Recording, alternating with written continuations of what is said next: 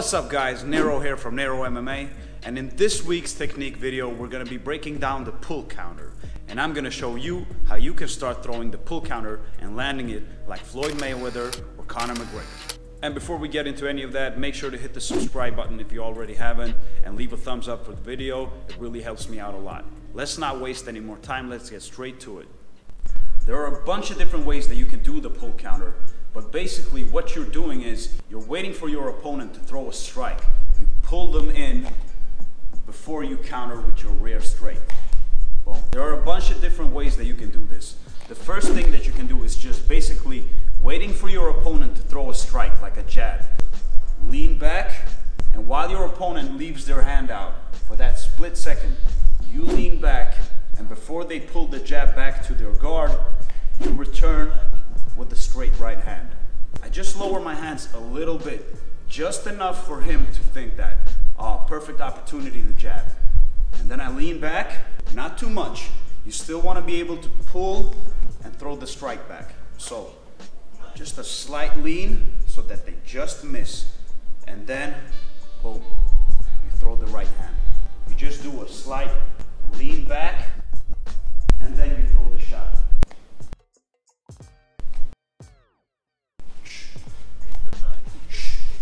It's not a big movement. If you've seen Floyd Mayweather or Conor McGregor do it, they lean back just enough to make the opponent miss. You want your opponent's jab or cross to be just out of range, like right in your face, before you throw your counter and connect with your punch. I'm waiting for the jab, boom. Now the second variation to the pull counter is my personal favorite, and this is probably the way that I do it the most, both in sparring and in fights. You lean back when your opponent throws his shot, but this time you take a small half step back. So my foot is on the line between the black and the red mat. What I do when my opponent throws his jab at me is, I just make a small half step, not a full one, but just a slight step back. And then I land on the ball of my foot, and I use the elasticity of my calf muscle and my leg to push back and throw the shot back at my opponent. So the same thing as before. I'm in front of my opponent, I'm waiting for him to throw a strike at me. I take a small half step back and I throw the shot. Now I like to think of it as my right foot being elastic and being like a basketball. So I step back, and what I do from here is I like to think that I bounce back into my opponent's face. So imagine someone's moving in on you, you bounce back just out of range, and then you bounce right into their face with your right hand. Look at my rear foot now when I do this. I make a half step back, and then I push off, bounce back, boom. And during this whole thing, my lead foot stays grounded on the floor. So I'm not jumping back and jumping back into my opponent, because he's moving forward to punch me. I'm just stepping out of range. His hand should be somewhere here, and then boom, I let that right hand go. Now the first way that you could do it was just lean back and throw it.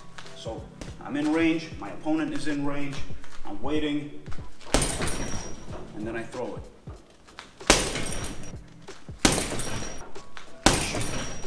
So the second variation of the pull counter was taking that half step back, getting up on the ball of your foot, and then bouncing your shot into your opponent.